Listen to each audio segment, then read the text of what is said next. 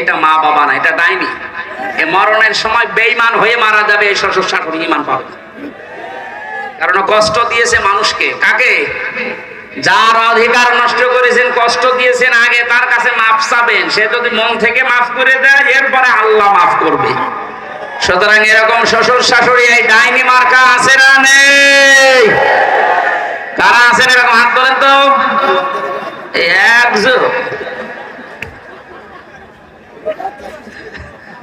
এই লোকটা মরণের সময় ঈমান পাবে না, ও বেঈমান হয়ে মরবে। কারণ ওর দ্বারা ওর পুত্রবধূ, ওর বেটার বউ খুব ঝামেলায় আছে। সাতক্ষীরাবাসী রান্না বান্না যখন কমপ্লিট করেছে, ছেলেটা ডাক দিয়ে বলছে, আব্বা তোমার বৌমা রান্না করেছে, তুমি ওঠো। বাবা কিন্তু সব শুনতে পেয়েছে, ডাক দিয়ে বলছে, সন্তান আমার খাওয়া